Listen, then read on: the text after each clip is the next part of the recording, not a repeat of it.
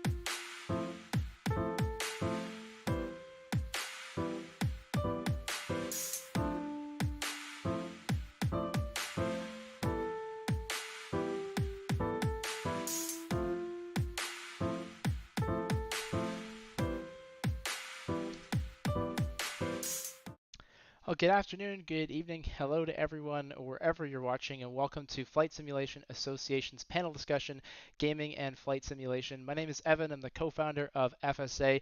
I'll be hosting today's presentation. We're going to dive in with the panel here in just a moment, but before we do, bit of exciting news. We just announced yesterday the initial schedule for Flight Sim Expo 2023 in Houston, so you can read now all about how things are going, where to book your hotel room, where Friday is going to be, our Saturday and Sunday at the museum. All those details are now available on the website FlightSimExpo.com. And now is a great time, if you haven't already, to start booking your travel, because I can tell you at $89 a night and $109 a night, those hotel rooms are going to go fast. So it's a good time to make those plans. If you're flying internationally, you can save up to 10% with Delta Airlines. We'll have a discount for sure with Southwest as well, a little bit closer to the show. So all those details out at FlightSimExpo.com. And of course, a big thanks to, the panelists who are here for helping us spread the word about that earlier yesterday when that news came out. So let me bring up the panel discussion now. You'll see our friends Sergio, Calum, and Giuseppe, and we're going to dive in. I'll start by giving a quick introduction to what we're doing here today. We'll let the panelists introduce themselves, and then after that, we're going to, like I said, dive right on in. This is a very interactive session, so if you have questions, comments, ideas, share those along. If you're watching on FSA, you can pop them in our Discord. You can put them on the chat via the website. If you're watching anywhere else, you have a question, post it in your chat. I know Sergio's keeping an eye on HeliSimmer's YouTube channel, Calum on FSElite, and send me an email as well, info@flightsimiassociation.com, and I will also take those questions down. We'll save most of the questions for the end, so about 45 to 50 minutes from now, we'll take all of your questions. But if you have comments, send those on through as we go. So what we're doing here today, a couple of years ago, I think it was about this time in probably 2020 when myself, Calum, and I think Sergio was on a panel discussion not too different from this one, and we were talking about what does the release of Microsoft Flight Simulator mean, and it was about a couple weeks, I think, before the platform actually dropped, so we had no idea really what we were going to be expecting. We didn't at the time know a whole lot about how Xbox was going to play out, and the conversation was all about what is this going to mean for our community? What is this big influx of people coming back going to mean for us? What's going to change when Xbox comes into the mix? Because at the time there was a bit of concern around the community. People kind of going, is this going to become like another Microsoft Flight? Is it going to be a video game? Are we going to see developers focusing too much on quantity and not enough on quality? And we didn't think that was going to be a problem. And basically, we're here to revisit that question and see how people feel things have gone 2 years later. So that's what we're doing today. Let the panelists introduce themselves, and then we'll dive right on in. Sergio, if we could start with you, give us a quick introduction, tell us where you are in the world, and give us a little background and history on how you got started in home flight simulation as well. Sure thing. Thank you very much, Heaven. Hey, guys. It's very nice to be here. I am Sergio, editor and founder of HeliSimmer.com. I have started simming 25 plus years ago.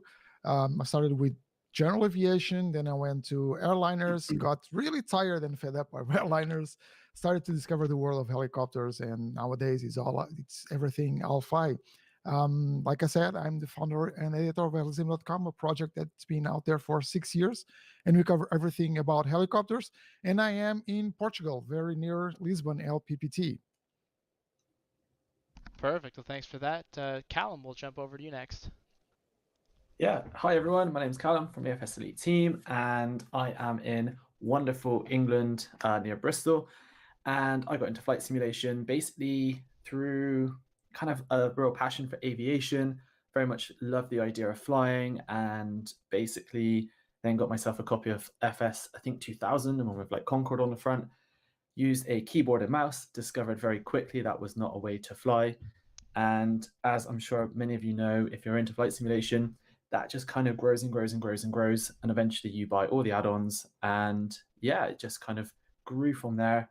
And I'm very excited about kind of where we are at the moment with the industry and where it's heading as well. But yeah, I look forward to a very exciting conversation with my fellow panelists. Perfect. And last but not least, Giuseppe. Oh, sorry, I think your mic might be muted. I can't hear you. Of course, they're There gonna we start go. with a muted microphone, right? Someone had to do it. But yeah, exactly. So I'm Giuseppe. I'm from Italy. I'm the news editor at twinfinite.com, which is actually a normie gaming website. You may have read sometimes my daily flight simulator news, in which I basically go over all the add-on news for the day. There is always something. Actually, been doing that every day since the release of Microsoft Flight Simulator, without missing one. No matter the hour, the location, or whatever. Now I'm in a hotel in Tokyo because I was here for Tokyo Game Show and some interviews, and basically I started simming a long time ago on the Spectrum 48K. On there was like a game by Psion. What was it? A one of the first flight simulators. It was called Flight Simulation, and that was my first flight simulator. Then I started doing like the Microsoft Flight Simulator. It was actually the competitor of the original Flight Simulator by Microsoft. So that's that like 70, 88, something like that. It's a long time ago. I'm showing my age. Very nice. Well, thank you for the intros, everybody. And Giuseppe, we'll stick with you and keep that going and basically just sort of launch into the panel. This was your idea, actually. You and I had this conversation the first time that we talked, and it really came down to, a lot of those people in that traditional computer home flight simulation market, especially when it first got announced. So go back to 2019 before we even had any screenshots, previews, videos. People were going, is this a game? Is this a simulator? We didn't know what to expect. And there was a lot of concern that the marketplace, the Xbox, the fact that maybe we're going to see developers focusing, maybe sort of too much on that video game side of things, and are we going to lose that traditional sort of flight simulation, study level, quote unquote, type thing that we've been able to see in the past? So, you come from the normie side, the gaming side of this discussion. Is there a concern here? Did that actually happen? What do you think? Personally, I don't think that happened. I think actually we are in a very good position at the moment. Like, sure, there are some pain points because, of course, there is a much bigger, a much wider audience, which means also there is a much wider pool of developers because a lot of people started developing, a lot of people like return to developing after a long time, not developing, and and when you have large numbers, there are larger numbers of bad things and larger numbers of good things. Personally, I think there are some things that certainly, when we look at them as simmers, uh, they are a bit problematic, and we go like, okay, this probably is not very good.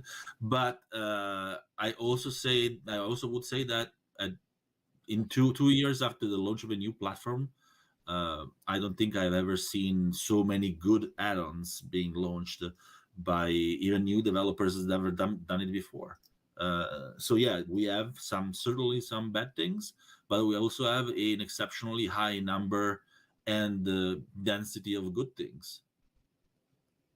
Calum, what's your reaction to that? Because you and I have sort of chatted for a while about this, and there was an article that you wrote where we've seen some stuff that maybe doesn't fit that criteria. We've seen some half-baked products. We've seen some things that look like 777s on the outside and 747s on the inside, or vice versa. So, what's your reaction to that?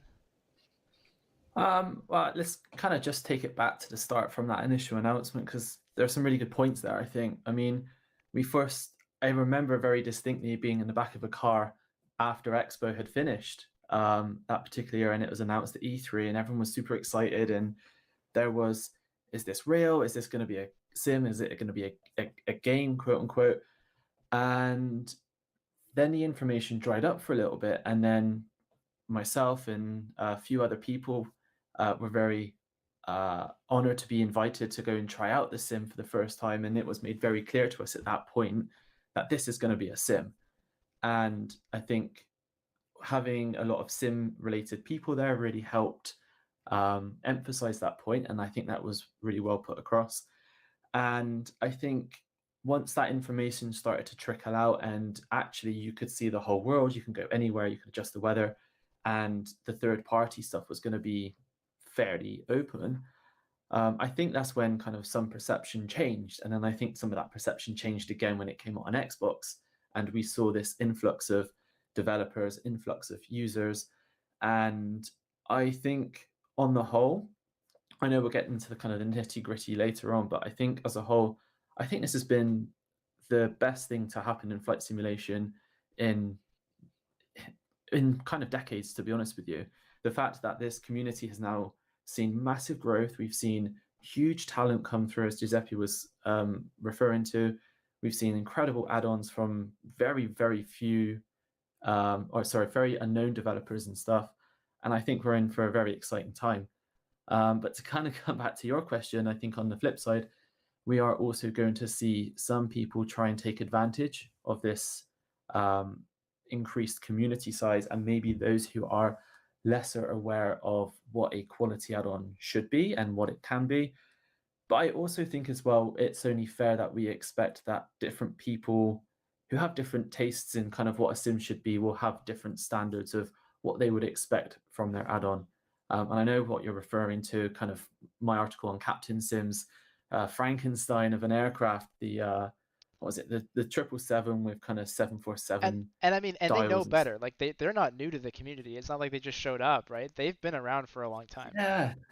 Yeah, I mean, they were kind of at a turning point for me at one point. They had their 757 and their 76, and these were both like okay, pretty good. I quite enjoyed flying them, and then kind of I don't know what happened, and they just started releasing stuff with weird engines, weird sound effects, and then we got an airplane without a cockpit.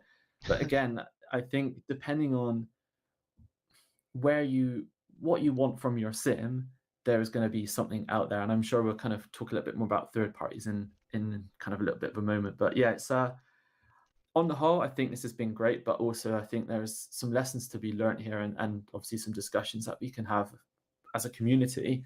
And I think just before I kind of sign off on this bit, I think there was some contention that this was going to be a very much a gamer versus a simmer kind of discussion. But Yeah. actually, I think what we're trying to get out of this is actually it can be a very inclusive environment, but I think just expectations need to be set for many people.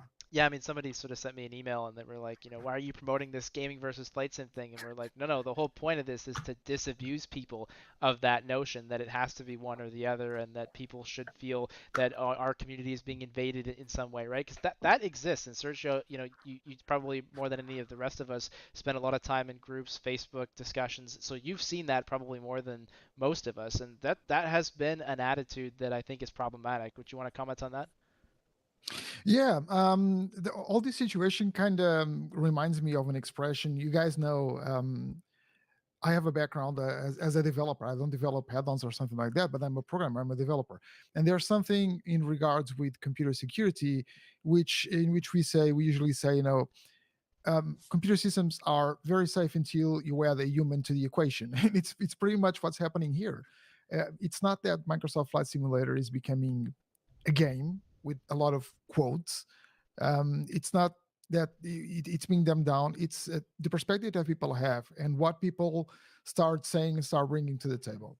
I think all this situation, all this problematic, all this gaming notion that is new to the flight simulation community in some sort comes from people's minds. I think it's us as a community that are bringing this and putting this on the table. Because other than that, just like Calum said and Giuseppe as well, I think this is one of the greatest things that happened to flight simulation in a long time, since perhaps the release of FSX, which at the time was an amazing sim, and it spurred a golden age, one of the first golden ages of flight simulation. And then things started to die down, and then we started to have other sims coming to the market. Well, not coming to the market, but improved versions of those sims. I'm not going to name any names, but we start to have improved versions of the sims coming to the market, and it kind of spurred another golden age for flight simulation. And this is another golden age in my perspective. I don't think you have anything at all to fear. I think we should embrace all this that's happening, and I think it's going to be absolutely fantastic for flight simulation as a whole. But some people I'd have just like to definitely. Yeah, go ahead, Callum. I just want to add to Sergio's comment there about FSX being like the golden years. I mean, FSX was okay. It took a couple of, it had like 2 or 3 service patches, and then it was kind of abandoned. Yet here we are on Sim Update 10 just a few days ago, and I think, and look at kind of the quality of add-ons we've already got in 2 years, I think is remarkable in comparison to kind of the likes of FSX. And I think this is even more kind of a generational leap and more expansive than what FSX even did, even with that amazing trailer that they put out with all the ATC interacting That was with phenomenal with the lady doing the ATC while she's ironing or whatever. That was great. yeah. I missed that stuff. So, okay, but just taking the devil's advocate position a little bit here, everyone's saying, "Well, this is so wonderful, and we've got such a, influx of people and golden age or whatever." But then, you have some developers and there's be some people out there in the community who would say, "Well, this is making things worse for us because you have this Frankensteining of things or because you have simplification of add-ons." So, I want to just ask a little bit about, what you think about that decision. We don't have to talk specifically about Captain Sim, but of course they were one of the people that we all know about, and there were others as well. Do you think that this is a good business decision for them? Like, are they making the right call and are they making money by kind of focusing maybe more on that beginner side of flight simulation? What do you guys think? I think I'll they're making start. money for. Oh, so good. Okay, go ahead, Giuseppe. Go ahead. Okay, Go ahead. so I'll start on this because I actually have, if you like, contacts that tell me who makes money and what makes money, what money they make. So I do hear a bit about that, and I can tell you that on the business side of things, uh, unfortunately for us, fortunately for them, they do make a ton of money from this kind of add-on. It's there is very there that's something that we may have to accept because there is a lot of people that don't know what they're buying. Well, they do know maybe, but they're not very demanding. They maybe just want like a 777 that like looks like one to take screenshots or whatever and look good on the screen, and then if it has like a 747 flight deck, it doesn't matter for to them. Or sometimes now there is like these A321 A319s from another developer that are based basically directly on the default A320 neo. So they do put some more. I wouldn't put them on the same level as the captaincy stuff, but it's still a little bit not great because they're not like very deep add-ons. But still, I unfortunately or fortunately, depending on the point of view that you're seeing from, it is a lot of money that goes in the pockets of these developers that like make effortless. Let's say less effort add-ons. That being said, I think that doesn't mean that does not remove value from the business of the developers that put a lot of efforts into their add-on, because they still have a giant pool of customers that they will buy the like large add-ons. Just look at, for instance, PMDG and Phoenix. They are selling very well and better. And this is not any secret. They've been saying this publicly. They've been selling better than what they were expecting, much better, as a matter of fact. So you said unfortunately at one point, and then you kind of said, well, or fortunately, depending on your perspective. But others, so Sergio and Calum, whoever wants to pick this up, is it a bad thing that we have these? Because Calum, you said earlier, maybe we need some development on the sort of front end of the spectrum with those people who maybe aren't so into the study level detailed. I have to learn how to basically be an airline pilot type add-on. Yeah, I mean, we all start somewhere, right? I mean, I started with, like I said, not FSX, FS2000 with a keyboard and mouse, and eventually I kind of grew that, Yeah. expanded my knowledge, and I think the same goes for kind of those particular aircraft add-ons. I mean, I saw the A319 get released a couple of days ago. Loads of people posting it on Facebook saying how much they like it because there's a smaller A320, and I totally get the argument that there are shortcuts taken in order to kind of push something out to market, but also people have to learn somewhere. And I think sometimes the likes of PMDG and the likes of Phoenix, for as amazing as those aircraft are and as kind of study level as they are, I also think they can be super overwhelming. I mean, I get there's manuals, I get there's YouTube videos, and I get there's other content creators out there who can kind of take you through literally everything that you need to know. But some people don't necessarily like those mediums or have the time to sit there and study and learn it. They just want to literally get their favorite airplane, get their favorite livery, and just take to the skies and fly around, and that's about it. And I think that's okay. I think that's purely something that we have to accept as a community and understand that some people are gonna, maybe cut you off on the runway, or might be on VATSIM, who might be a little bit annoying because they're not too familiar with everything. But we all started somewhere, and I think that just frustrates the hell out of me when I see people get so annoyed and angry at people for wanting to just try something out and experience it, because that's ultimately how I managed to kind of learn, was playing around and just kind of guessing it first, and then actually going, do you know what, this really interests me. I'm going to actually take the time now to study it, and I'm actually going to take that time to find information and ask people and join communities. And without that initial kind of, I guess, boost in the right direction or something, then I probably never would have even got into flight simulation, especially if I saw some of the comments and the way people speak to each other in kind of these forums and stuff at the minute. I think is I think it's really difficult for a newcomer or someone who maybe only has an Xbox to really want to stay involved in flight simulation. So I think they'll come along, fly that plane, and then kind of be put off by some of the responses they get. Yeah, Sergio, we're going to come to marketplaces in a second, but do you want to have just one Mhm. last follow up on that comment? Yeah, I think this all comes down to fear. People have fear that developers start to develop these add-ons, these simpler add-ons, and give up on developing the most advanced thing. And the Captain Sim example is actually a very good example, because one could say, okay, we do have developers, new guys coming into the market that they've never put their products out there, and all of a sudden these guys are coming into the market and they are offering um, not the highest quality, not the highest quality products, but it's products that are nice. They are good for some of these guys that just want something that resembles a fighter with the missiles pointing backwards, for example, stuff like that.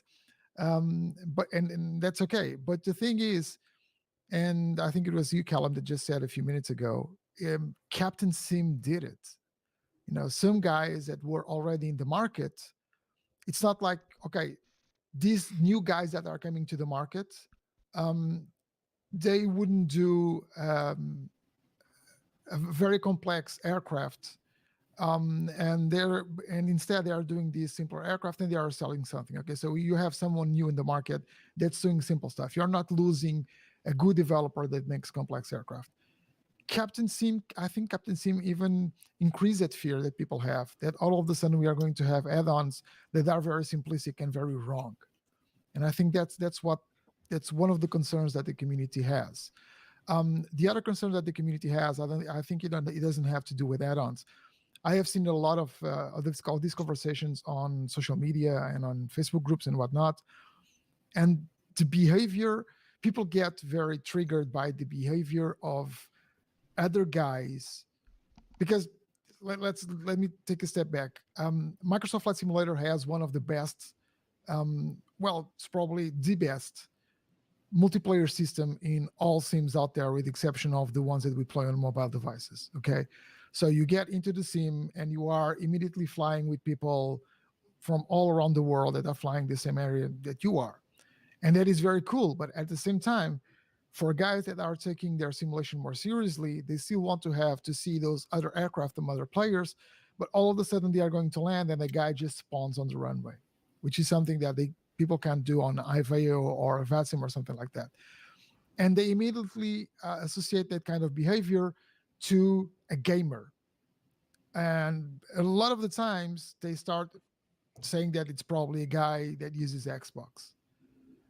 So people's behavior inside the multiplayer system also helps raising this barrier and raising these kind of weird and very toxic feelings towards others.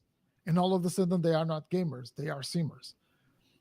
I don't think a lot of these guys do this, on purpose. They just and I'm guilty of doing this. I'm just trying a helicopter, and all of a sudden I forgot to place a helicopter on a parking spot, or I just placed it on the runway because I wanted to be there with the engines running, which, as you guys know, Microsoft Flight Simulator does not allow you to start on a parking position with the engines running. I just want to get the engines running and start flying immediately because I just want to test. I already know the helicopter. I just want to test the flight dynamics. And all of a sudden, I'm popping up in the middle of the runway, and perhaps some poor guy is trying to land, and I'm there. And very often, most of the times, I remember to just turn off multiplayer. But when I don't, I'll be annoying someone for sure. Because I think it's a bit of both. It's a bit of the fear for the tone down of add-ons, but also the, I wouldn't say it's fear, but the bad feelings that people have towards the behavior of other players online as well. Correct me if I'm wrong, but I think we made it 24 minutes before he started talking about helicopters. That's the first time Well, that's that he true, brought right? them up. So that's pretty good. That might be a record. And I'm bringing Well, in. if I'm saying I'm flying, that's the only thing I fly anyway. I So know, I know. Um, Someone's gonna make fun of me for it. Bringing in the I know. one FSA. thing, Yeah, go ahead, Jeff. Yeah. sorry, one thing I would want to add, like when I was saying unfortunately, I didn't mean like that's unfortunate that people make it that kind of that. I don't, because personally, and I think that's it, how we should look at it. As long as a developer makes an add-on and correctly identifies to the public what an add-on is, they can sell whatever they want, because they're not tricking people into buying a 777 without with the wrong copy telling you it's this super realistic simulation of a 777 or a 777 or whatever. uh, the problem, what I personally would like, because that kind of like what Calum was calling the Frankenstein, they kind of like stop you at a certain level. They are not, according to me, encouraging you to get deeper into the simulation. So I would like to see more, like even simpler add-ons that do encourage you to like get deeper. Like for instance, it's free. The A32NX, like it started quite simple, but they added to it and more and more and more. So I know a lot of people that started with the A32NX when it was very basic, and then they started piling on systems, and those people now are very accomplished simmers because they learned alongside the A32 and the evolution of the A32 and X. That's the kind of add-ons. Even if it starts simple, that's what I would like to see. Something that actually kind of accompanies you and encourages you to get deeper into the simulation aspect, which is something that you don't always see. For sure. I'm I just bringing think in the I, FSA chat now, so folks, if you want to contribute, share comments, share your thoughts, that is there. You can access it on our website, flightsimilassociation.com/webinars, and it's integrated with our Discord. So if you're part of our Discord, you can chat along in there as well. And I think that's an excellent segue into our next question, which talks about marketplaces and add-ons. So Sergio, we'll go to you first, and Calum, I thought you had a follow-up, so you can definitely jump in with that as well. But we wanted to just ask, since we're talking about add-ons, and some are better, some are worse, should marketplaces, and we're not just talking about the Microsoft one, but you could say this about SimMarket or Xplane.org or the new Xplane.to maybe now, should they be evaluating the merits of certain products, and perhaps they should be actually policing this kind of thing and saying, this is a good add-on, we're going to allow this one in. This one is, just a Frankenstein add-on, we're not going to allow that. Is that something that we should see? That's a very interesting question, because it's a very complex problem. But I think there may be a few solutions out there. I think it would be impossible for companies behind those marketplaces to evaluate all of the products and give them their own rating and let people know what they're all about. But I think the community can pitch in on this. Some of these marketplaces have, like for example, the Microsoft one has the star rating, which I think it's quite poor. Just giving 1 or 2 or 3 or 4 or 5 stars doesn't say anything about a product.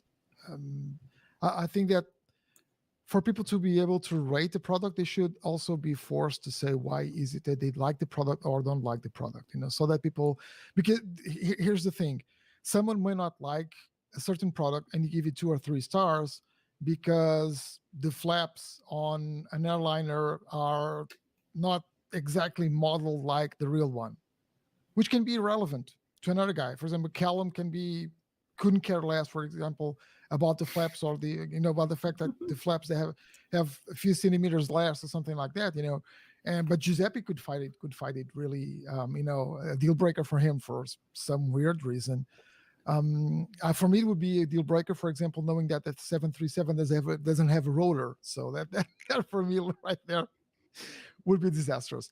But I think that these rating systems should be improved. And there's something that other marketplaces not related with flight simulation directly. They do sell flight simulators, but they're not related to flight simulation.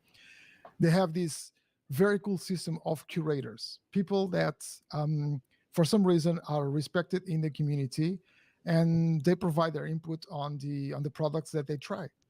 So this could be an interesting solution as well. These guys are volunteers that accept this. They have no obligation. They may get some of these products for free for them to try out and say something. Very often they don't. They just buy and just do the same that everyone else does. They provide a rating and provide some comments, but their comments and their rating it's special when compared with the other ones. Also, I would like to see a way of rating the ratings. What I mean is, whenever I see someone rating a product and providing a comment, I would like to upvote or downvote that comment, so that only those guys that have a higher amount of upvotes, those were the ones that would be more visible. This is all about the community. The products are for the community. They are being sold to the community.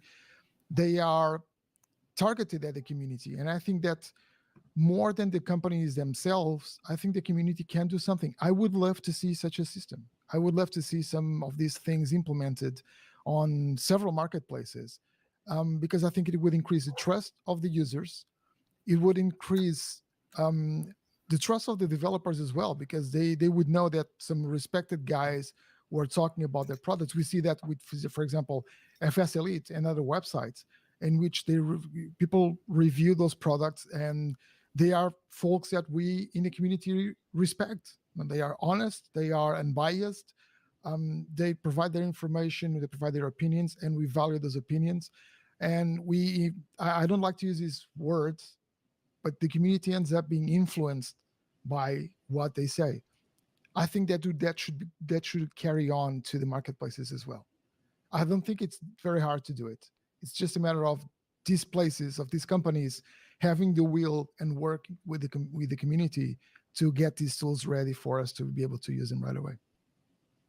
Yeah, I think actually I would like to underline what Sergio said. Like, is this comment helpful that you see on Amazon?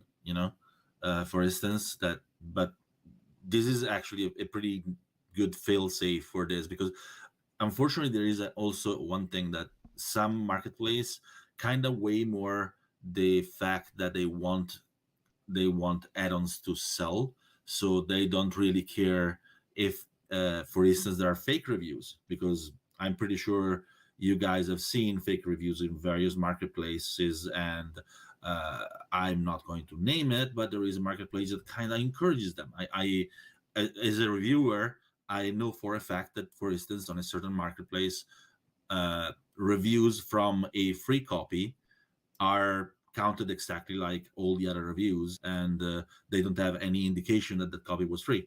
So basically, a developer could easily, and that's what they do, give 5, 6, 7 copies of their add-on to friends, and then those friends put like super positive, oh, this is the best airport ever, and you look at it and it's not so great. So there is this thing that marketplace should get over, the idea of trying to sell at all costs, and instead trying to build trust with the community. Of course, it's difficult to convince them to do so. Todd B in the FSA chat says he's going to name the marketplace. He's thinking you're talking about Amazon. Maybe you are, maybe you aren't. But it's just like, he's going to do it. And he says it's Amazon. And he may be right. Although, fortunately, we don't have flight sim add-ons, too many flight sim add-ons on Amazon just yet. But maybe it's coming. Yeah. Maybe that'll be the next little subgenre of the Amazon marketplace is flight sim add-ons. Calum, did you have a follow-up on that? Yeah, I mean, to kind of like answer your kind of original question, which I'm sure the other two had kind of alluded to, is I don't think marketplaces should be policing products. Firstly, I don't think it's feasible. I don't know how they can possibly sit there and go, well, this is good or this is bad, because that's not their job. Their job is to kind of distribute a product to the community, and then it's kind of up to people like myself, Giuseppe, Sergio, and other people in the media, the community, to kind of police and kind of trust judgment and the star ratings and all this kind of stuff that we have. So I don't think that any marketplace should be policing it. I think there should definitely be some more ways for people to judge the quality and maybe kind of give an opinion. And I think as well, it might be also just kind of thinking back to this whole Frankenstein thing and different types of add-ons, just for the marketplaces to maybe allow developers to give a little bit more flexibility in how they showcase their stuff and market it. So for example, if Captain Sim decided to sell through another marketplace, that maybe they tick a box to say this is actually more geared towards a casual simmer or gamer or whoever. And PMDG can tick the other box and say this is more of a high fidelity study level type of thing. I think something like that might be quite interesting and useful to have. But I think the biggest dilemma with all of this is it's all very subjective.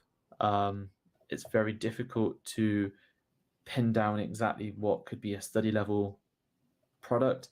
I mean, we've spoken a lot about airplanes, but obviously there's like utility things out there as well, which I've just been playing with Parallel 42's Camp Out after reading your review, Sergio, and seeing all of that. And that to me is, we had a quick discussion beforehand, but that to me is not necessarily like a simmy type of thing. That it does feel a bit more gamey because I'm kind of creating my own little environment and stuff and then fly into it. And I think it's super cool. I really, really like it. But it's so different to kind of any other type of add-on we've had before.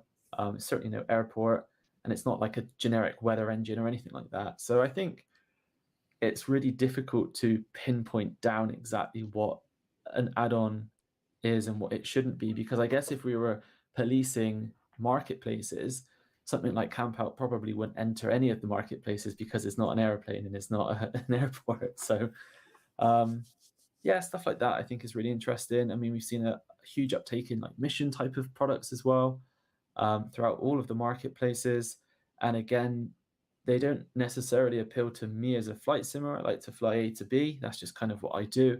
But for some people, they enjoy the challenge of landing into those at different airports and kind of racking up those high scores. I mean, we've seen it in Discords and on communities and stuff, trying to outbeat one another on those landing challenges. So yeah, I think just maybe the marketplaces could do a little bit more to disclose what type of product and maybe kind of the target audience that they're trying to aim for in their own circumstances.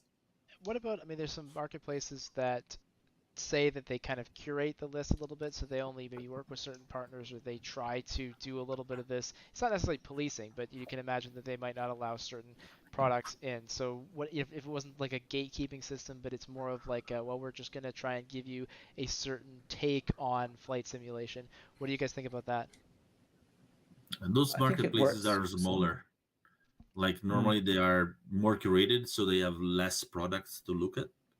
So of course you can't really feasibly ask Microsoft to give the same attention to what a product is for each product than you can expect from an Orbix that like has a lot less products. But still, like every marketplace, as a reviewer of all kinds of flight simulator products, I think all marketplaces. I don't know any marketplace that doesn't have any products that I think are subpar, because it's not a matter of like policing the quality. It's more a matter of like business opportunities, and sometimes they're friends. Sometimes there is no marketplace out there that doesn't have any product that I wouldn't consider subpar.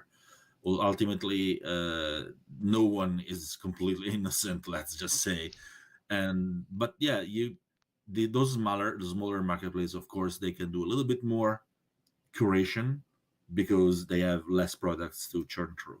If you look at Microsoft's marketplace, for instance, they're already behind a lot. They are like there is like a month or more, Yeah.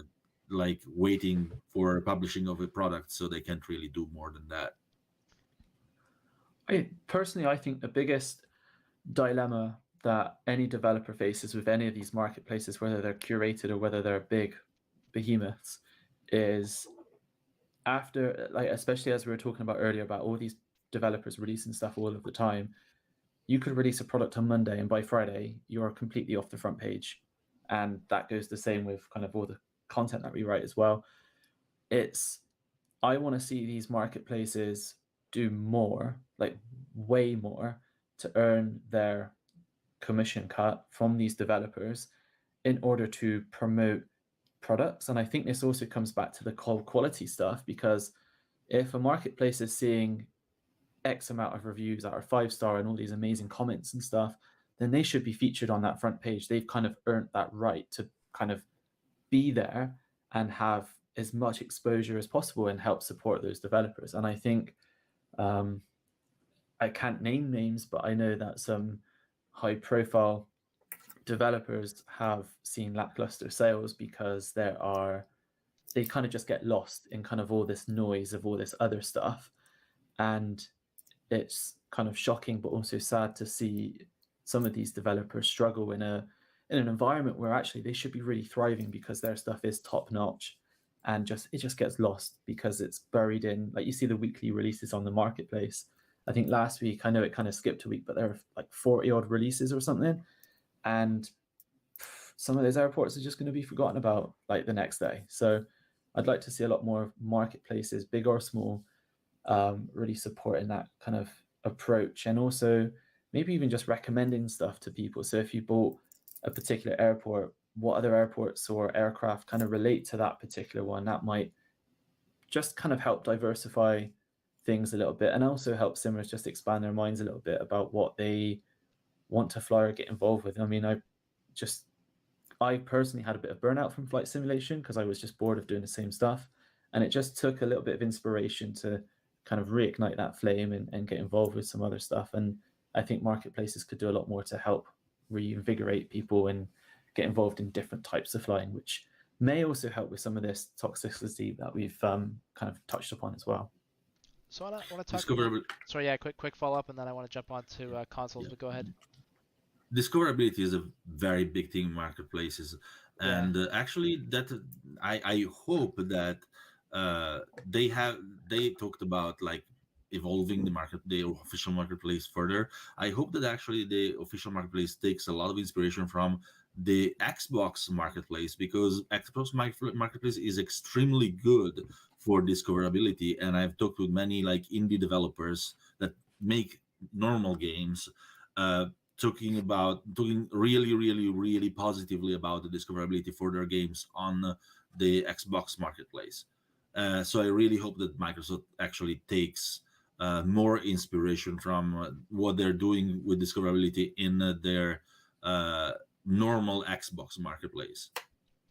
Perfect. Well, they have the know and the tools. They have the know-how and the tools, right? They are the guys that have the Xbox marketplace and have been helping companies with their e-commerce systems for so long. They are experts in business intelligence. They have a lot of data. They could have more data, and I think that involving the community in gathering that data would help a lot. And I agree with Calum. I don't like the marketplace. I think it's a mess. It's chaos. You have a few products that were released recently, and you have to dig really, really, really deep and actually spend and waste a lot of time to find something that you can find find interesting. It's very weird. So I think that they have a lot there that they need to take a look at as well. Evan, I would just like to pick up something that Calum said about Parallel 42, and about the fact that it's not Parallel 42 is not so much something for us to sim, and it is connected directly with the gaming versus simulation thing, which is something that it's something that I've been saying for a long time, for many years, and people don't really like when I say this, but we flight simmers are actually role players. This is a role playing game for a lot of us, because we are playing the role of a pilot. We are pretending to be. I know a lot of the guys out there use this for training, etc. It's not, but most of us are not. I'm not using this for pilot training. I'm using this because I like aviation and I like to virtually fly. And when I'm doing it, I'm role playing the role of a pilot. And I think Parallel 42 just, it's something that just increases that experience, adds to that experience of role playing. I can pick up a bush plane or a helicopter or something like that, land somewhere, get my camping site there and go fly somewhere else. You can even do some other things. I'm not going to advertise the product here, but you can actually do some other things very cool in multiplayer with other guys. So I think we need more of these tools, exactly to prevent what happened to you, this burnout, this being tired of doing the same thing over and over and over again. I know how it is. I've been through that for a long time, many times. So just wanted to add that, just to add a bit of wood So into the fire. somebody should just make a headline that says Sergio says Flight Sim is an RPG and leave it at that and don't give any other context. And then we'll see what happens to you. Yeah. When there is Let's like a just big forum discussion about like people calling, "Oh, you dirty gamers," and I was like, "Yeah, you're a gamer too. You do your pilot role play." So me and Sergio are pretty much exactly on the same wavelength of this one. and it's not a bad thing. It's not. Yeah, I'm not saying this to exactly. bash the. Oh, you're It's no. It's not. It's not a bad thing. It's good. It's healthy. It's a hobby. yeah, It's nice. It's it's our fun. passion. I've been doing it for years. I'm pretty happy being a role-playing pilot. I pretend to be a pilot. I'm not a pilot. Exactly. That's not a bad thing, guys. Just embrace it. Callum, My father was a real pilot, and he hates my pilot role play. Callum, any follow up to that? Since you had a nice reaction when he said that the first time. Anything you want to comment on before we jump on to the next question? Not particularly anything more than I've already said. I think Sergio's right. I think we are all just pretending to fly our planes on my joystick or whatever. I mean, the only real pilot here is you, Evan. So, but yet you still flight sim. So Yeah, I know. Exactly. And then, of course, like I'm on the air traffic control side, which, as Sergio says, is just a role-playing thing because I do nothing about that whatsoever in real life. So, yeah, can't disagree when you put that definition on it for sure. So let's talk about basically what we can do to help. And we've kind of come to this consensus, it sounds like, that whether you think maybe more on the game side or the flight sim side, it really doesn't matter. And that we have a nice on-ramp for people now with the Xbox side of things. If they want to become a little bit more sort of, we'll say the word serious, they could obviously move into the computer side of things if they wanted to. There's mobile flight simulation now. So how do we help those people sort of make that transition, whether they come in as a traditional gamer or they might be a real pilot but they've never simmed before? They're very similar in terms of their knowledge of flight simulation. What are we doing as a community to help those who might want to take it more seriously, who might want to use it as a learning opportunity, actually get into it? And Callum, we'll start with you on this one.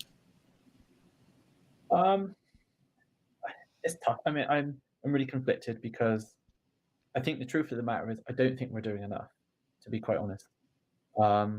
I my experience is more kind of in the simulation realm, but I am also very much open to the fact that a lot of people are coming from the gamer side, shall we say. They've picked up an Xbox Series S for £250 or however much they're going for today, and literally the accessibility of it today is just remarkable. And as I was saying earlier, people will just fly what they are interested in and hope for the best and hope that they pick something up enough to want to take whatever experience they had and kind of turn it into, I guess, a little bit more seriously and actually go into that level of depth. I think the best thing that we can do is be more supportive as a community. So if we see that Xbox user come online onto a Discord or into a Facebook group or whatever, and they may ask a question you think is silly or you've seen like a billion times before, just answer it and be friendly about it and just accept that someone somewhere is just really, really interested in flight simulation or aviation and just needs that helping hand, that guiding, just something to guide them in the first place. I mean, I think FSElite is a great resource for flight simulation news. I think HeliSimmer.com is a great resource for helicopter news. I think Twinfinite's a great resource if you love video games and also want to learn about flight simulation, because I know Giuseppe works really hard on kind of getting that daily stuff all the time from everywhere and anywhere.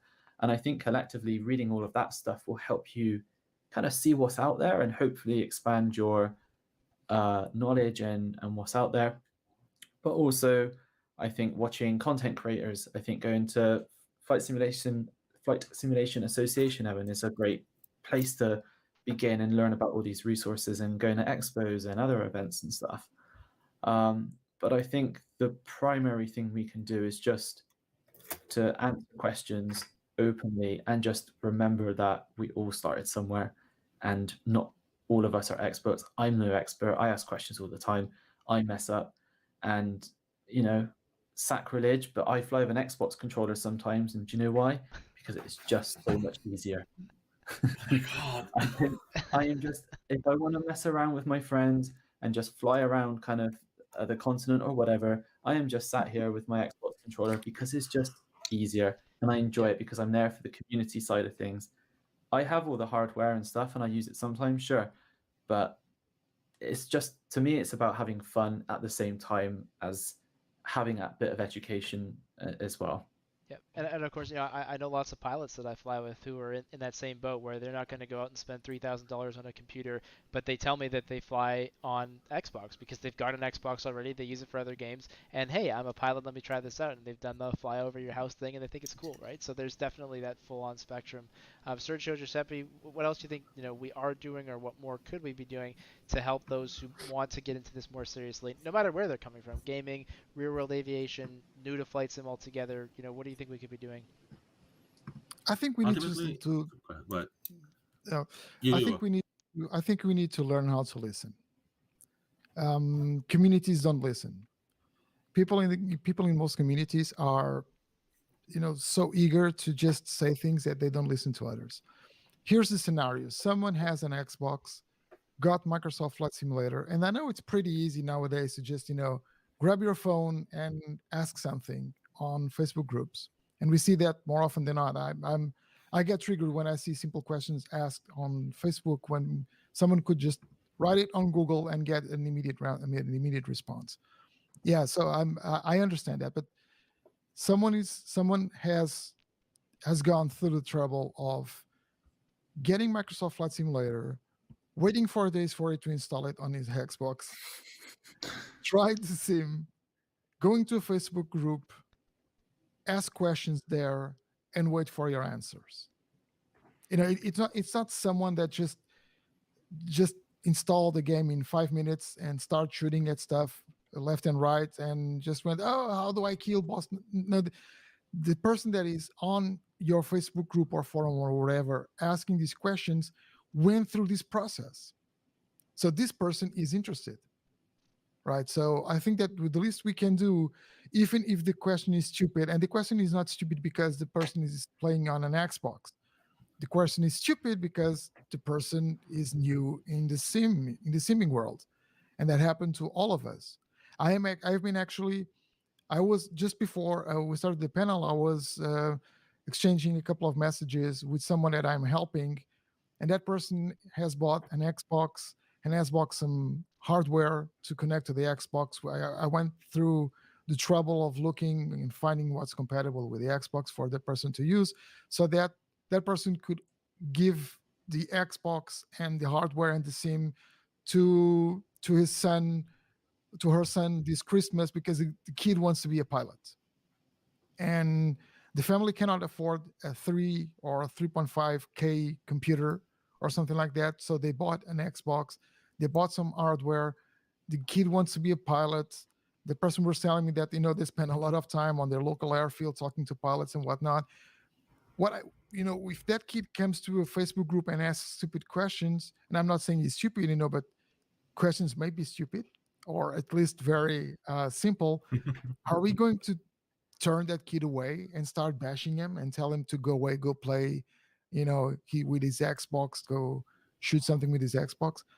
We need to start listening. We need to start to understand the process behind the process that those persons that are asking those questions have gone through to get to where they are right now when they are doing that question. If they did that question they probably already did all this. So we need to, first of all, we need to start listening and need to start answering. Just like Callum said, we need to start giving them answers and telling them and helping them as much as possible.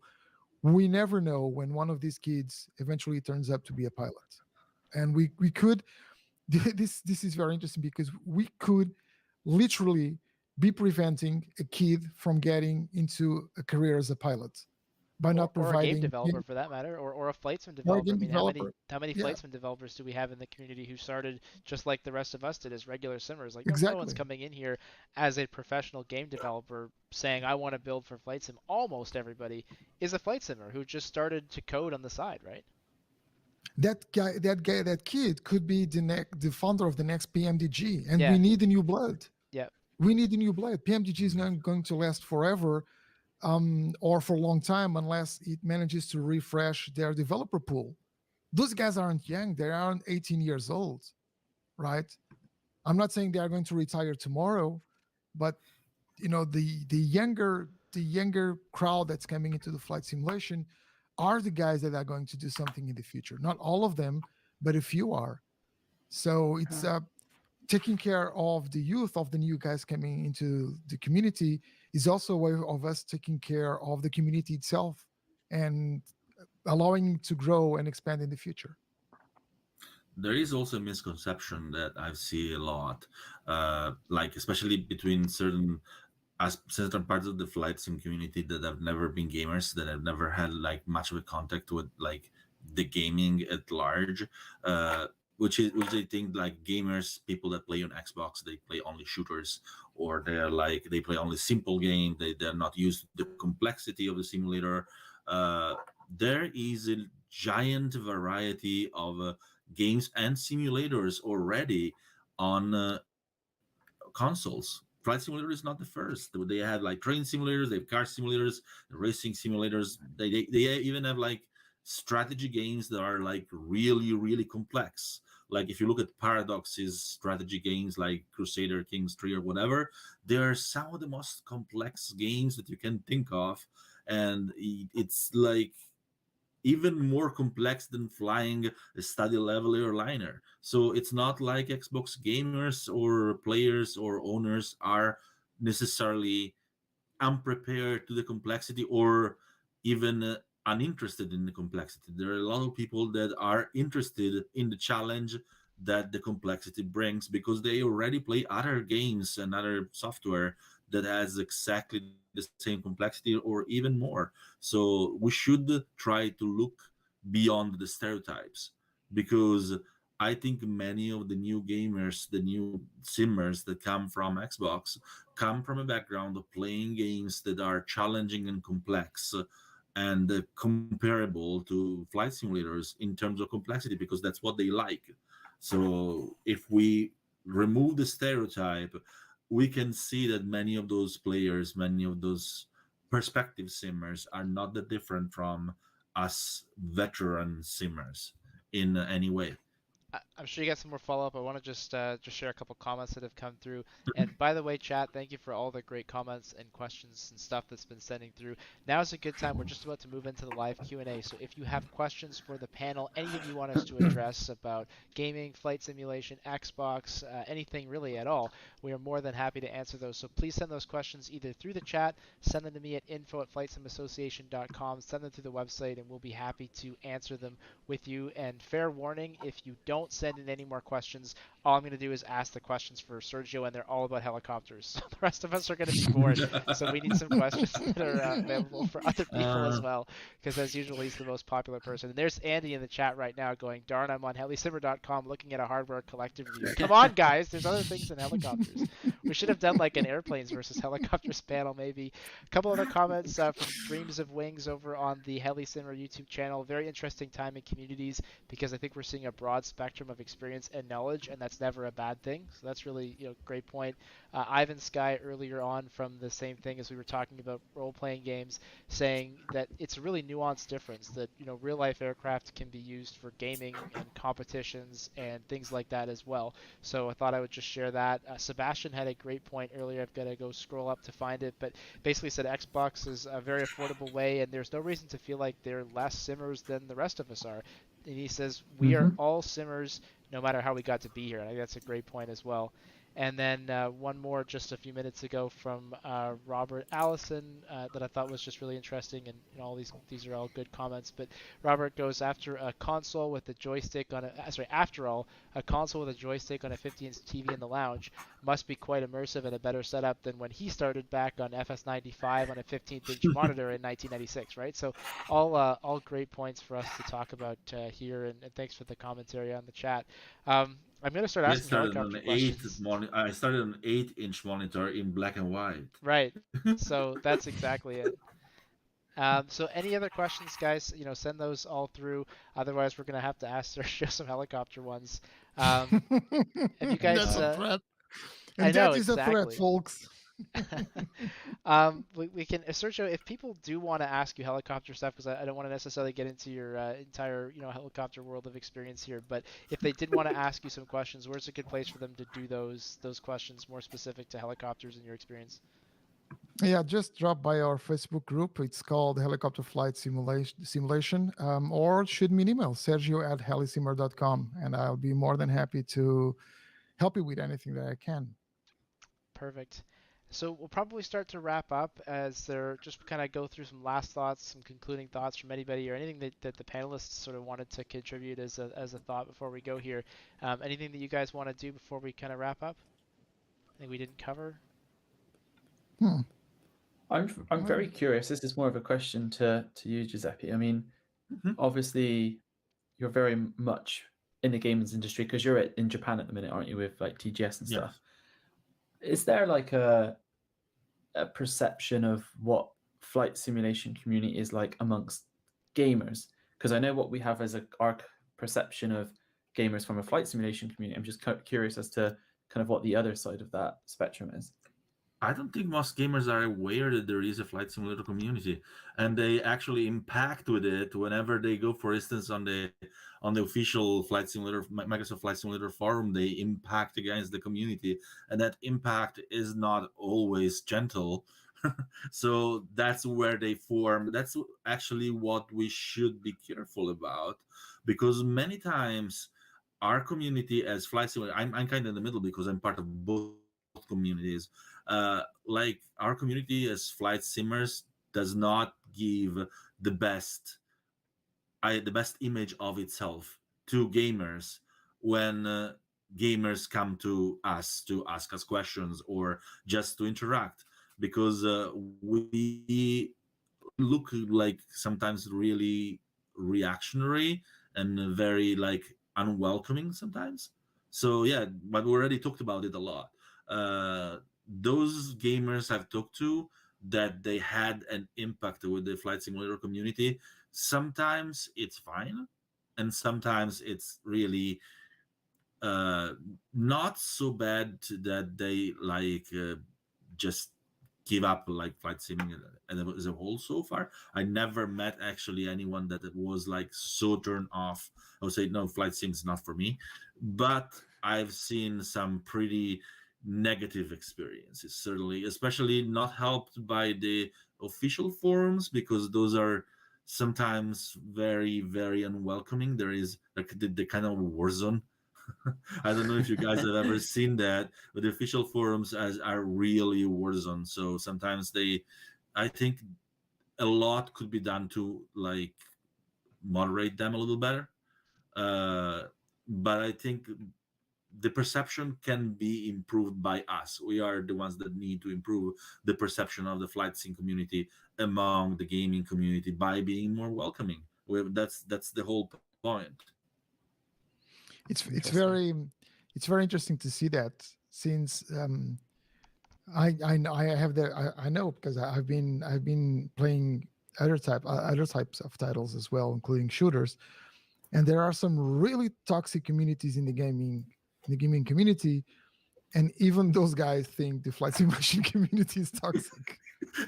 that goes Like, that goes to the show kind of true. that goes to show how elitist sometimes this community can be. Yeah. That's the thing. It's really weird. What I find even We need more to. weird is when you go to these shows and stuff that everyone is totally not what they're like. Yeah. Like some people are online, right? Like everyone is super friendly, everyone is very welcoming and inquisitive, and like I haven't been to a sim show in a couple of years because of that thing called COVID. But Ah, Pandemic. like even the youngest people who were like super interested, they were just having a go, and I've never seen like so much help given to people. Like you've got people, old people, just kind of helping out and getting involved and stuff, and that to me is the sort of community I'd love to see a lot more of It's online. the And I think online there's a lot, factor. and Yeah. that's exactly it. Yeah, Like like keyboard offline, warriors. everyone's nice. When you Yeah. get in front of the monitor, everyone is a devil. no, I think that's a great point, Calum, and that was something that came up a few times at the show in 2021, even, and certainly was my experience as well. Was just it's a totally different experience to this whole discussion that you sometimes see online about gaming versus sim or this simulator versus that simulator. That's just not there at all at the in-person experience. We never have those conversations. People are just super thrilled that we're all sharing this passion for this thing that we all love. So if we could bring that offline experience a little bit more online, I think that would all be a really nice thing for us. I've got a couple of questions that have come in here in the last couple minutes. Ivan Skyoff of the HeliSimmer.com YouTube channel asking us if we can speak to the role of simulators for people with special needs who couldn't medically qualify to become pilots in real life. I don't know if Sergio, you want to start with that, or anybody else really? Yeah, I think I think we all have heard some stories about that. People that couldn't qualify to become real life pilots and just um, got a sim and start doing that. And I think it became an even easier, and that's one of the upsides of the Xbox version of Microsoft Flight Simulator, because a lot of those guys cannot use the regular gear that we have for some reason. They have reduced use of their feet or legs or something like that, and perhaps a gamepad helps them. So even there, the Xbox version is just absolutely amazing for people that love aviation, that want to fly the world. They cannot do it in real life, but they can do it virtually. And with the scenery that Microsoft Flight Simulator now offers, oh man, that's just fantastic. I was listening to Jörg Neumann the other day talking about the fact that he had been doing some virtual tourism with Microsoft Flight Simulator since he couldn't go anywhere, right? So it was just virtually flying around in Microsoft Flight Simulator and getting to know other places. Earlier today, Drew Bolton, you guys know him as Bell Geode, sent him a screenshot of some helipads near the Giza pyramids, and it was really cool to see that, and to see that Microsoft is improving the world and improving the experience for everyone. And the pyramids have been looking great since the beginning, but Black Shark has been improving the algorithms and everything behind that does the autogen, if you want to call it, for the whole world. And it's just more and more impressive. And these folks that cannot get their license in real life, this is an escape for them, and it's absolutely fantastic for them. I'm Yeah, really glad that they have the chance. Yeah. Xbox is extremely big into accessibility. They actually have a dedicated controller, the Xbox Adaptive Controller, that it's like super customizable, and it's made like especially for people with special needs of any kind. And it's used a lot for Flight Simulator because Yeah.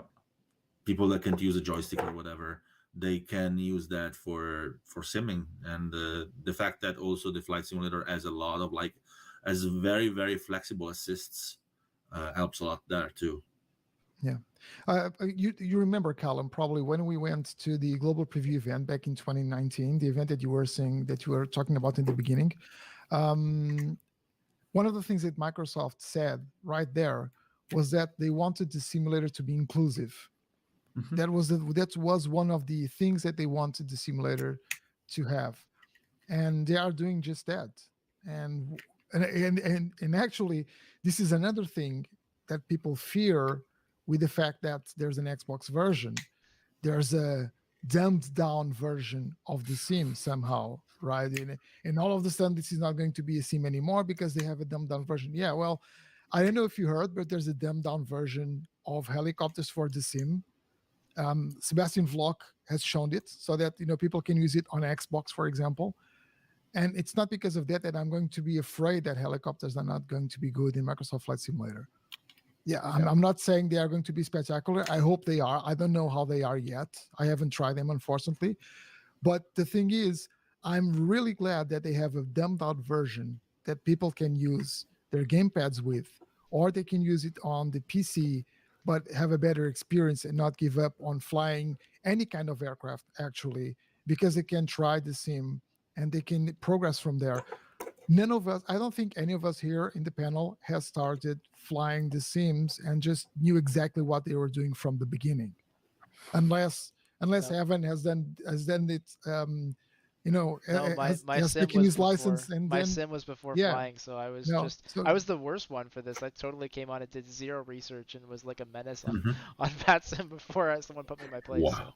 yeah, it took me literally years to Yeah. get any good at flight simulation because all I wanted to do was just fly around, and there were a lot yeah, of concepts.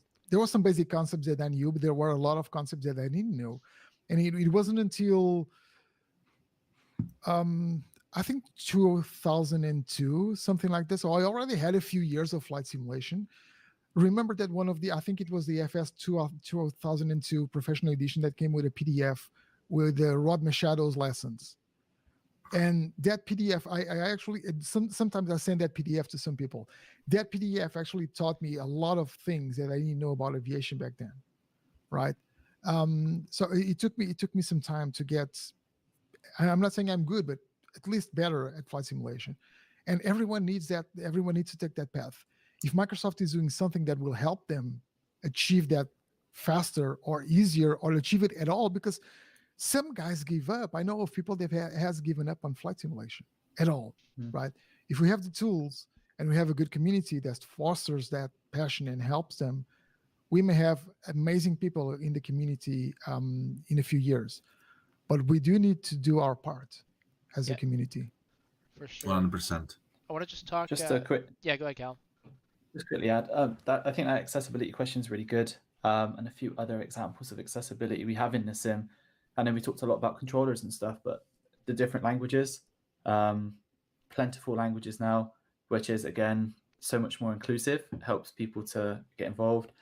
Subtitles, something very simple, but again very useful, and kind of the audio descriptions and the fact you can change the colors on lots of things, again, is all part of that accessibility stuff. And as Giuseppe said, Xbox and Microsoft are huge in accessibility, and in fact the whole gaming industry is kind of heading in that kind of trajectory of enabling a lot more of that. So the more we can do that, the better. And I mean, Evan, I think you had I don't remember their name, but you had Yeah, Sarah at a the show, blind. who is That's blind, it. Yeah. who can fly, and she not only flies, but she flies on VATSIM with air traffic controllers. That's in P3D or FSX, maybe it might be FS. No, I think it's some combination of those two because it still uses that infrastructure SimConnect to be able to actually interface with the sim. But actually there was someone there who wasn't officially there as part of Microsoft, but is on the Microsoft team, who instantly approached her and basically said, "Listen, we want to be able to build this into future editions of Microsoft Flight Simulator as well." So even blind pilots can participate and Mm. even participate on VATSIM, which is incredible. Yeah. Mhm. I want to ask about VATSIM because that came up in the chat, and then we'll probably wrap up. So have you all used VATSIM before, the three of you?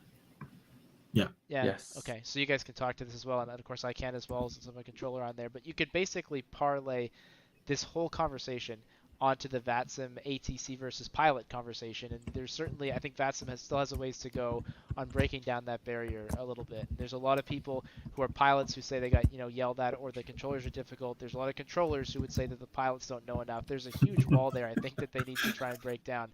But a couple people kind of made the comment that said, like, I'm a bit nervous about getting on VATSIM, or I've heard that the controllers can be mean, or I've heard that the pilots can be mean. So could you guys just talk briefly about that before we kind of get wrapped up here? Hmm.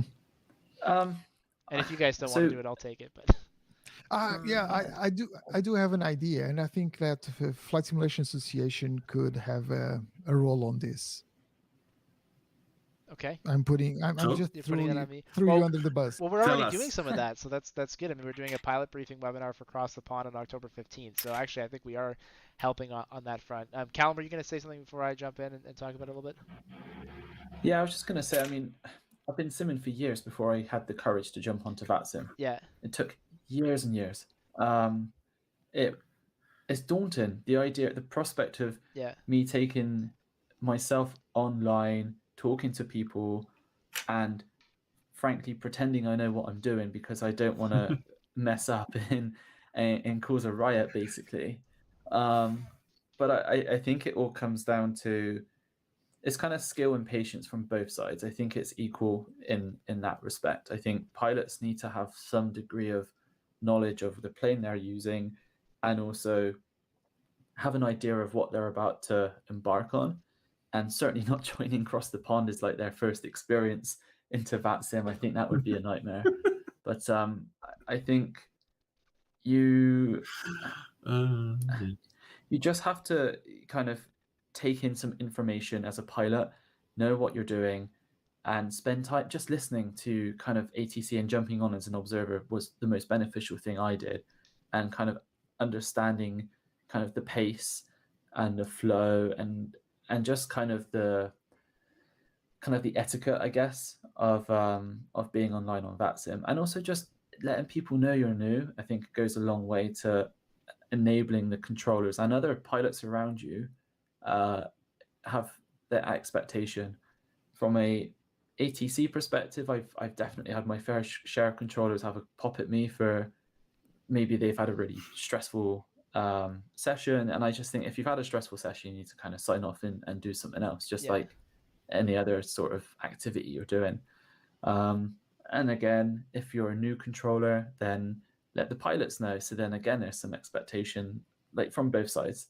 So I think it's equal footing. But I will say if you are brand new to flight simulation, I think you just need to kind of take it all in, watch some stuff on YouTube. There's plenty of videos and stuff that are really, really helpful and give you an idea of what it's like before you really jump in it and try it out yourself. And definitely start at a small airport with maybe only a couple of airplanes rather than trying to jump in at like Heathrow or New York or Boston, for example. yeah.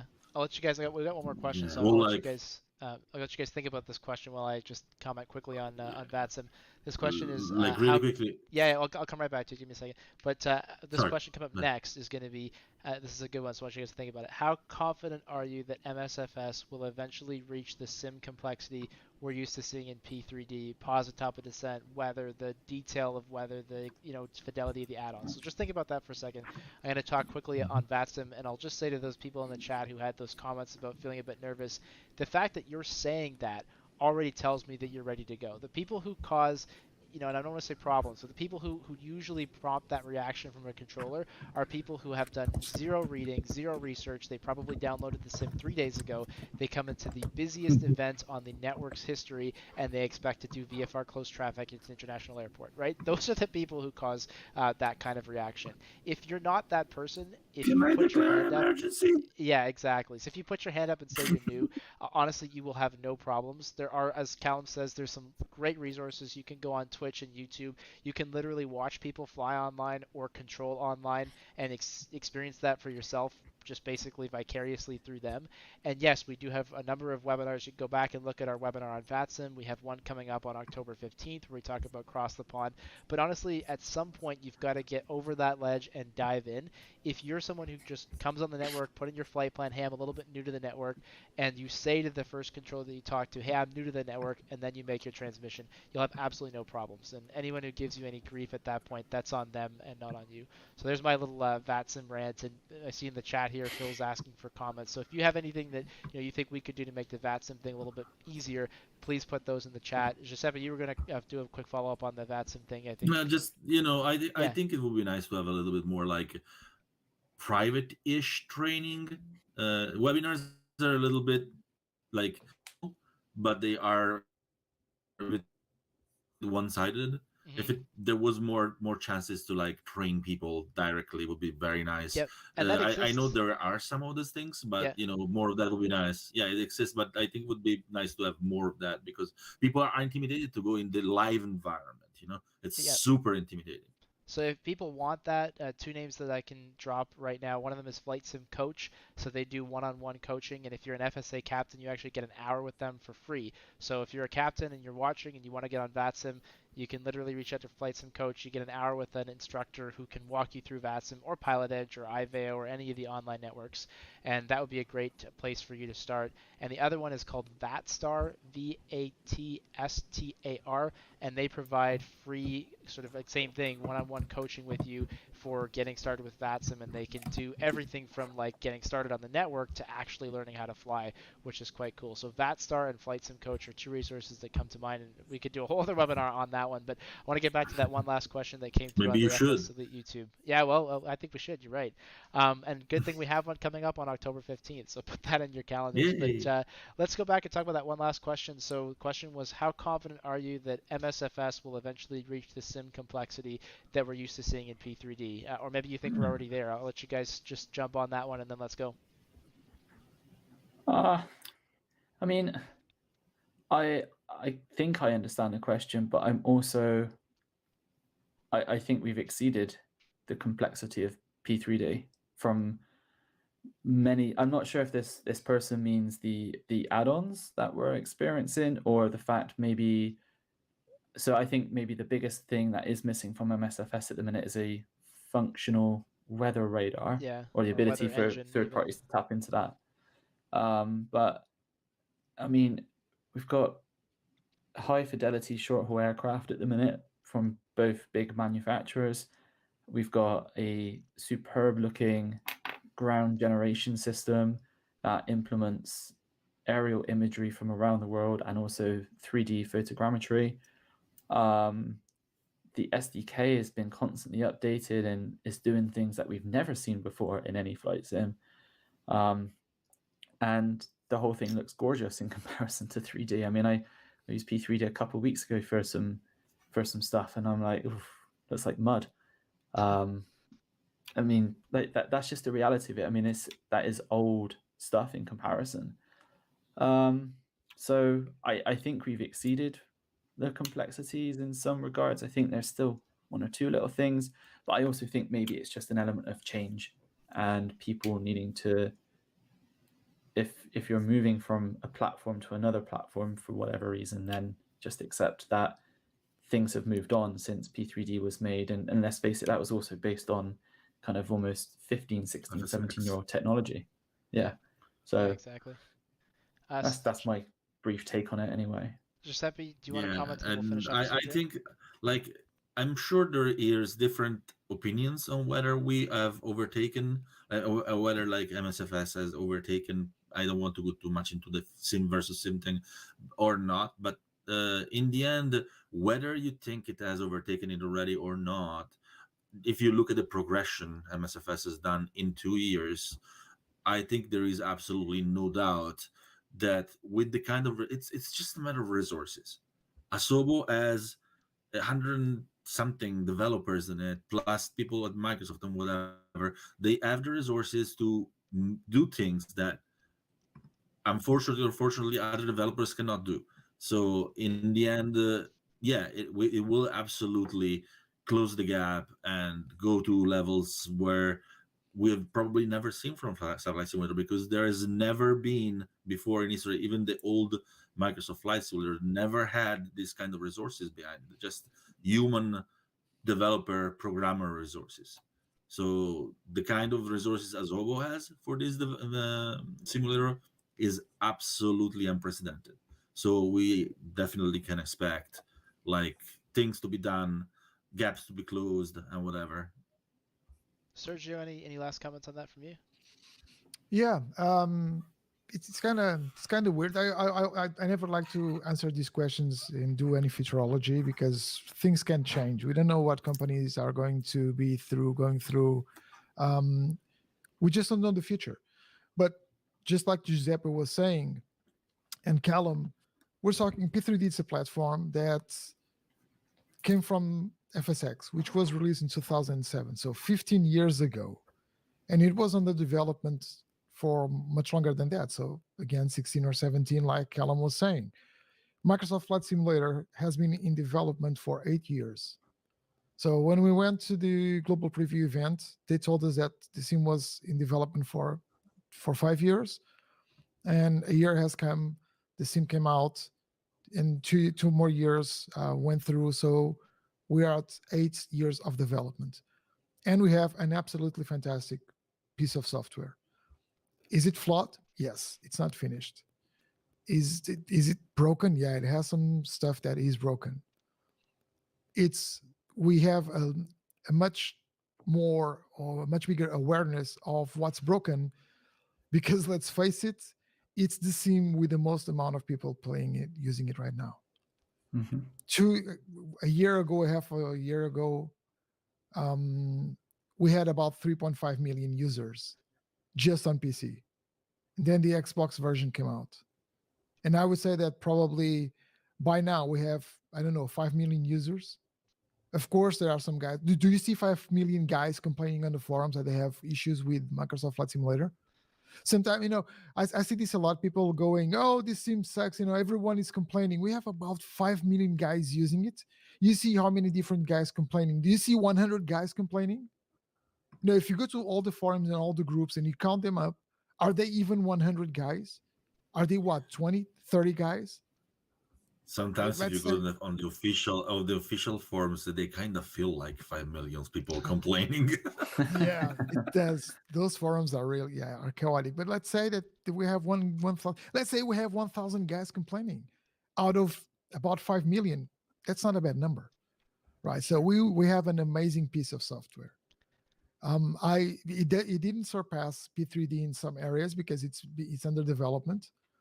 Everyone's complaining about ATC. Hey, there's a sim that it's on version 12. It's almost as old as FSX, older actually, and it has problems with ATC, right? So there are some issues. I am very hopeful about the future of Microsoft Flight Simulator. I believe Giuseppe said it right. They have all the right resources. They have a lot of companies around it. It's not just Azobo. It's not just Microsoft. They have amazing partnerships. They have amazing connections with aircraft manufacturers. A lot of companies around the world. Um, Yeah. I'm using this as an example because this is what I know. So it's not just because it's helicopters, but it's because I know that this is happening. Um, Sebastian Vlok, the CEO of Azobo, the guy that's working on the flight dynamics for the sim, and he's working on the gimbal Cabra G2. He's actually flying the helicopter with instructors from Gimbal, the manufacturer. They are getting their feedback. So they are going above and beyond in trying to get this sim the best they can. Yeah, there are some broken stuff. It's software development. Something has to break. It's like, it's a law. Uh, it's not. A lot of people think that computer development or software development it's always very strict, and it's not. Stuff breaks. Stuff breaks. So I am really expecting to see Microsoft Flight Simulator evolving a lot and bringing some amazing stuff in the future. It's already there. I think it will get better. Calum or Giuseppe, last thoughts as we close up here. I'm just gonna say that, like, if you look at what we have now, and we can easily say that, I don't think anyone could say that it's not true. This is one of the most complex commercial software pieces that you can buy nowadays. So yeah, as Sergio said, it's bound to have something that's not perfect into after 2 years on the market. So we have to keep that in mind, and also learn to provide feedback in a more, like, balanced manner, I think, because we have to understand that they are really doing kind of miracles with the fact that Asobo is working. Like, 2 years ago, we didn't have what we have now. When Microsoft Flight Simulator launched, it wasn't even fraction of what we have now. And in 2 years from now, it's going to be like even better. So, and Yeah. they say they're going to support this for 10 years at least. So just imagine what this going to become. Yeah, I just want to echo what they've been saying.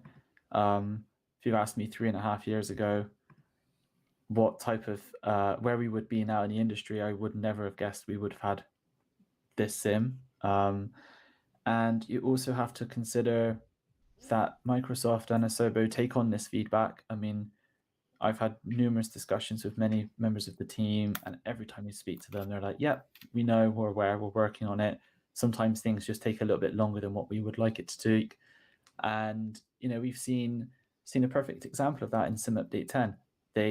I know it was frustrating for people that it was delayed and delayed and delayed, but it was delayed because it wasn't ready yet. I know also on the same spectrum, people complain that they just delayed it and they could have just released it anyway, but then they would say it was more broken. But anyway, I digress. But I think the point being is that they are listening and that they are trying. And in November, we're going to get a massive update with helicopters and an Gliders. A310, A310, A310, Yeah, yes. A300, sorry, gliders as completely well. for free. A310. Is it? Oh, I'm so tired. Jet lag. Yeah. But anyway, my point being, they are clearly listening. They're improving this sim. They haven't abandoned it, and I'm very excited about what the future holds for Microsoft Flight Sim on both PC and on Xbox. Very good. And that's an excellent way to wrap things up. So thank you all for a wonderful conversation, to the chat for some great comments and questions all the way through. Appreciate all of that. As we wrap up here, a couple of quick reminders for everybody. We are back on September the 28th, and this was a webinar request that came up from a number of our members, basically saying, look, we have a sim, or I have a sim. What the heck do I do with it now? This is especially for those who might be real world pilots or they're student pilots. They've heard all the benefits of flight simulation, but you're going, I could do so many things and it's overwhelming, or it's like, I don't know where to start. And so we're tackling those questions with Mike from Flight Sim Coach. He's a real world flight instructor. He's also a flight simmer, and he does this kind of one-on-one coaching with people. So he's bringing that to us in webinar format. That's September the 28th at 8 Eastern. And like I was talking about earlier, on October the 15th, we are also coming back to talk FatSim and cross the pond and do what we were talking about earlier, try to make things a little bit easier for people who are getting into VATSIM, maybe flying across the pond for the first time. So please mark those in your calendars. You can find all the information on that and more at FlightSimulationAssociation.com. Big thanks to Sergio, Calum, and Giuseppe for a great conversation. To all of you for watching, that's it from us. Have a great night.